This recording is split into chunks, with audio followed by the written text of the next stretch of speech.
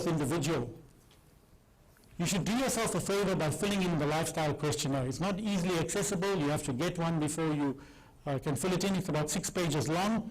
And they've indicated that anybody who earns more than 7 million rands a year, who has a net asset base of 75 million, will receive such a lifestyle questionnaire. And I think that the lifestyle questionnaire tells a lot, and that's what I'm going to be talking about over the next couple of slides. I'm going to talk about the lifestyle questionnaire. What is the lifestyle questionnaire all about?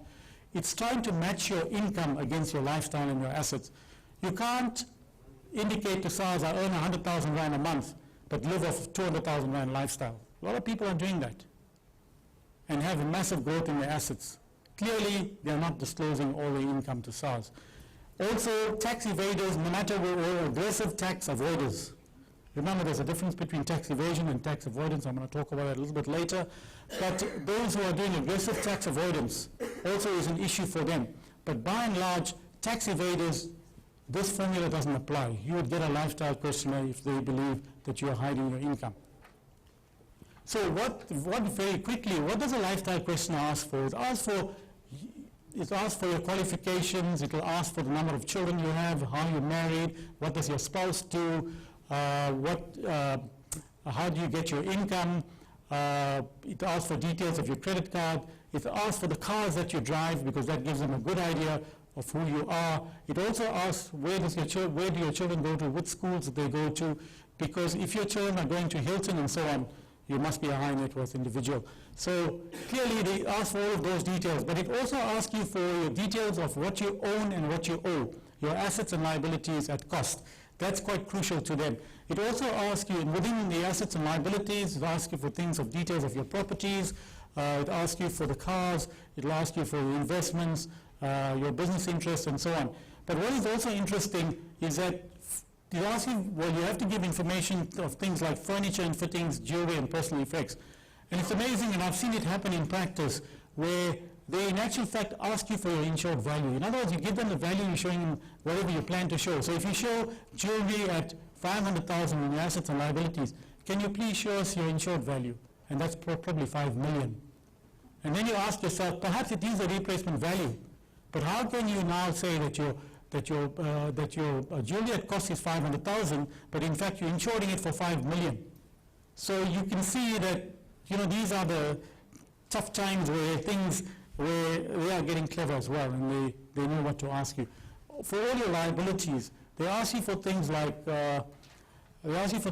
bonds, creditors, loans, offshore liabilities, and all of that. So they put the name in addition to that, they ask you for your income for the year, and that income reflects income from various sources. Now I'm talking about the lifestyle questionnaire, and they ask you for your typical lifestyle expenses. So they would ask you for things like, what do you spend annually on food, on clothing, on education fees, on holidays, and so on. Now all of these lifestyle expenses in actual fact consume. They do not accumulate wealth or pay liabilities. What they do is that they're giving you an indication of your lifestyle. But now why do they do that? They actually do that because they want to do an income and a lifestyle reconciliation of yourself. I think as far as even the webinar is concerned, if you haven't heard me up to now, it's fine. I think I've come to the critical slide, which is the important aspect of doing a summary of the lifestyle questionnaire. This is what the reason for asking all the questions in the lifestyle questionnaire. They do an income and a lifestyle reconciliation, and all this is computerized. It's done, it compares your growth in your assets from one year to the next at cost. So in other words, it takes all those assets they ask you for at cost, less the liabilities. It arrives at the net asset, which is, for example, on 28th of February 2013, let's say it was 1 million, and the 28th of February 2014, it was 1.3 million. So there's a difference of 300,000 rand. It means that the assets have grown by 300,000 rand. They ask you for your income for the year, and that's 300,000 rand. Then it asks you for the lifestyle expenses, and let us assume that that was 200,000 rands for the year. It gives you a difference of 100,000 rand. That is the amount you should have spent on the growth of your assets. So, however, your assets have in fact grown by 300,000 rand. So what it means that there is a difference of 200,000 rand. It's a discrepancy and that is the amount, and they then tell you, we've caught you now. Why? Because the accountant has been asleep. He hasn't done this reconciliation. So clearly, you must insist that your accountant does this asset reconciliation, because they arrive and they enter your premises or your tax affairs by looking at this reconciliation. If it doesn't reconcile, again, the computer is starting to do all this for them. Audit the taxpayer. So this is another example of a situation where it's actually done. And if you're a high net worth individual, then you must try and get a copy of the lifestyle questionnaire and fill it in yourself every year, and just make sure that your affairs are actually up to date. Okay, this is SARS common hunting grounds. This is what they go for. If they come to you, by and large, this is what they're looking at. They're looking at fringe benefits on your expensive cars.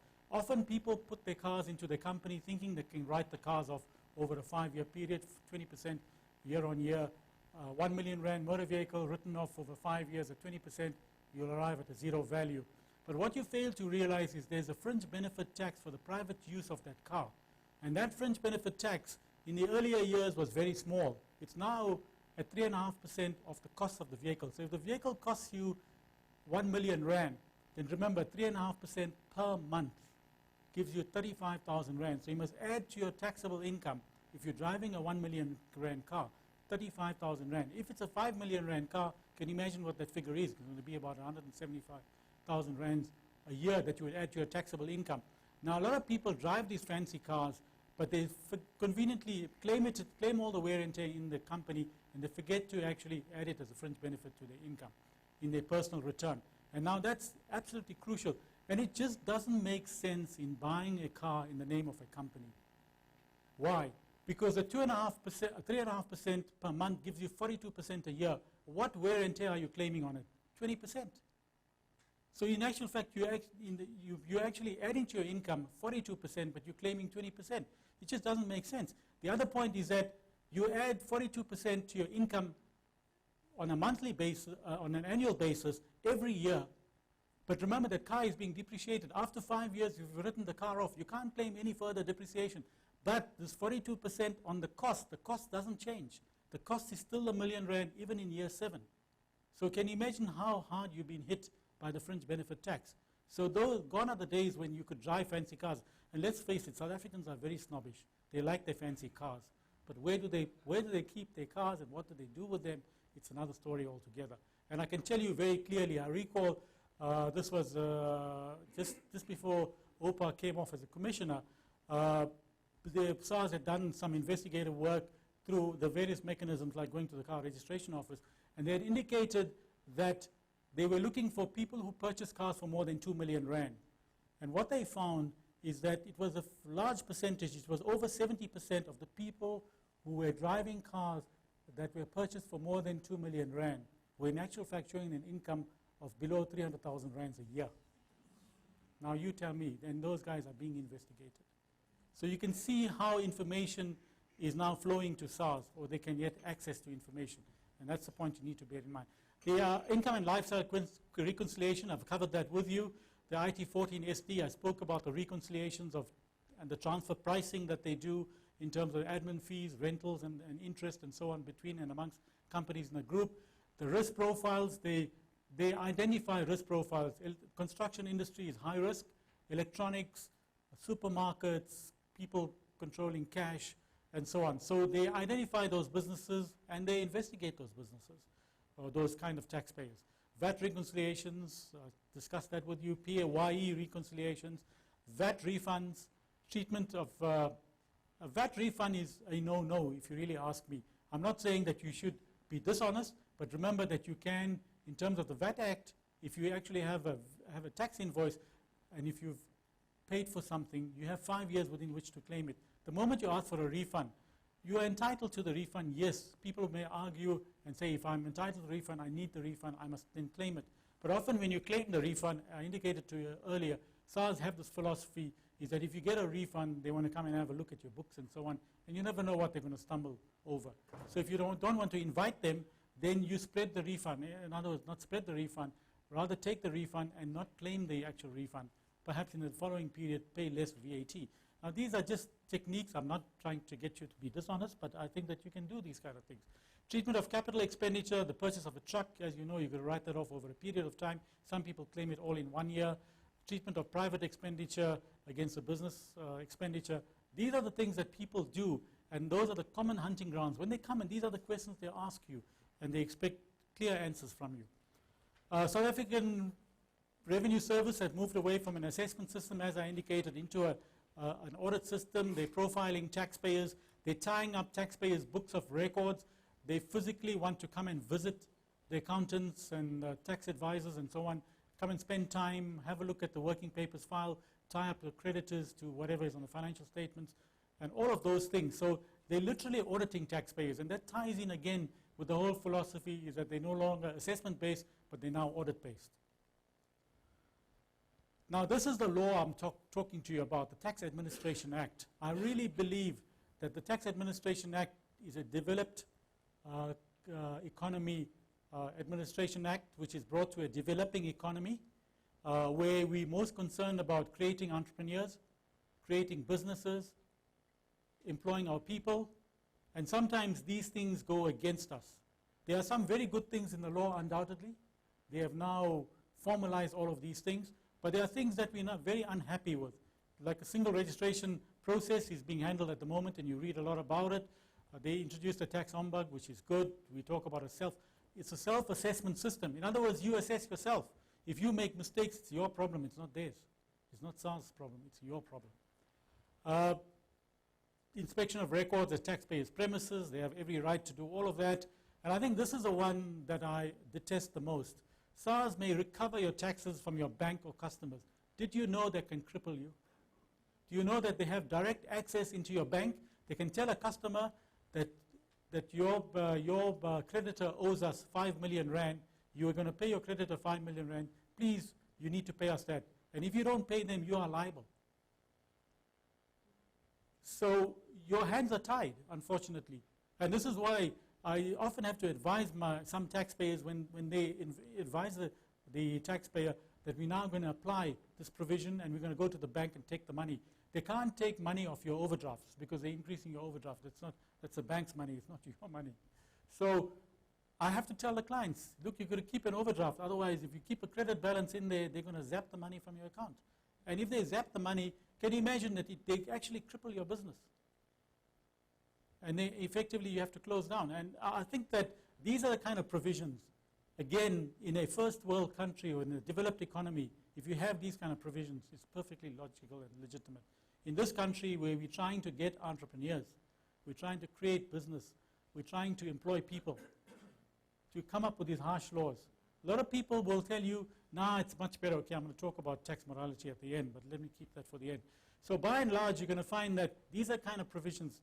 They've broadened the scope for criminal offenses of taxpayers. Yes, you can do that, but apply the law to everybody. Don't apply it just to a limited number of people. Don't apply it to the 4 or 5 million people who are religiously paying taxes. Even that provision, I think that you must remember our country does not have a winning formula. They're in the back foot in a way. They rely heavily upon SARS to collect money because it's like saying 4 million people must sustain 50 million people of the country. It's not a winning formula. It is definitely not a winning formula. Okay, so that is undoubtedly an issue. So at times I'm not saying that the law must be there and it must be applied. If you make money, then you need to give SARS. SARS is your partner in your business. Let's be real about it. You have to share your profits with him. So it does become an issue. Pay now and argue later is firmly entrenched in the law, so you're going to pay now and maybe talk about it later. The VDP program is running for them, and you can go forward. We're going to talk about that again in 2 minutes. This is what irks me the most as well. The understatement penalties are now fixed and not subject to SARS discretion anymore. Did you know that they have this table that they've now designed? Again, a developed economy table where if you, for example, didn't declare all your income, and if you either come forward or if they catch you, what would happen? And you notice here, there's a standard case, obstructive or repeat case. In other words, you keep doing the same things. Voluntary disclosure after an audit. In other words, after an audit has been performed by SARS, and a voluntary disclosure before audit notification. And you can see that the range of these penalties are from 0% to 200%. So that's the range. And if you take a typical standard case, and if you now go down the behavior pattern of taxpayers, if there's just been a substantial understatement, before we go into that, I just wanted to be into each case, or you could have reasonable care not taken in completing your tax return, no reasonable grounds for tax position, gross negligence, intentional tax evasion. So clearly, if you take the standard case, I had a case recently, a taxpayer perfectly clean in terms of no past history of any kind of evasion or anything like that, very highly reputable person, if I may say a mayor of a town, doing a lot of work, perfectly tax compliant and so on. And for the first time, he perhaps omitted to show certain of his income, which was done previously by some other tax advisors. And when I took it on, we had the query. And what really happened was, immediately, they applied the actual table on us. And what they said, it was gross negligence, 100% penalty. And it took us 6 months to motivate to them that we are not accepting 100% penalty. Kindly consider the following. This is a man who's done community work. He doesn't even take a mayor's salary. I'm losing voice here. He doesn't even take a mayor's salary. It's all of those kind of things. How can you impose a 100% penalty? And eventually we finished off with a 25% penalty with SARS. So I'm saying that they're not easy with you. If they catch you, you're going to get nailed big time. So clearly you would find that that's a standard case. If you take an obstructive or a repeat case, if there's intentional tax evasion, they will hit you with a 200% penalty. So you have your tax, plus you have your penalty, and you have interest on top of that. Now can you imagine? So if you are not tax compliant, you're going to be in serious trouble as you go forward. And as you can see, they moved away from their assessment system into the audit system, so they come chasing after you, and this is what they pick up. So tax revenue can continue to collect, but the tax morality then becomes an issue. Okay, why do you prepare financial statements? And therefore, from an accounting point of view, you can clearly see that you need a tax-savvy accountant. Generally, people prepare financial statements for the bank, for loans and overdrafts, because the bank needs to know. But they also have to prepare for SARS, because they have to pay their taxes. So it's important for you to engage an accountant with strong tax expertise. He must be conversant with new tax laws, with the Tax Administration Act. And what is also important to know, that if you're a high net worth person, obviously your income will exceed R1 million. Did you know that you have to pay your taxes by the last day of the tax year? Now again, I want to tell you very clearly, this is first world or developed economy setup. How do you know what profit you've made on the last day of the tax year for the year? You would never know. And we fought and fought and fought this through various channels with SARS. To say that it is an unfair provision, it is not possible. And why am I saying it is very unfair?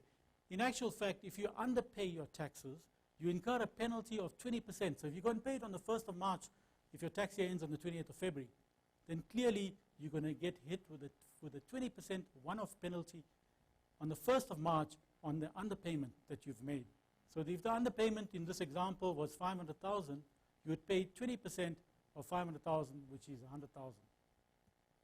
And that's a substantial penalty. And the reason for my saying that it is a very unfair situation, there's a double whammy here. The double whammy is the fact that if you underpay, you incur the penalty. If you overpay, you're going to get a refund. And what does a refund lead to?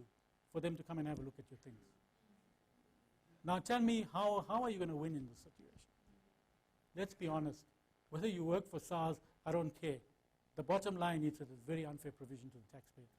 It is this taxpayer that's giving you money that you can give for the rest of the country. I don't think it's fair. But this is why I think you've got to find yourself a good tax accountant. Otherwise, you're going to be in trouble as you go down the line. So taxpayers, beware. SARS is watching you. You can't evade taxes. You can't even make mistakes. SARS can cripple you and your business. But wait, there's some hope. This is not a hoax, it's not a joke.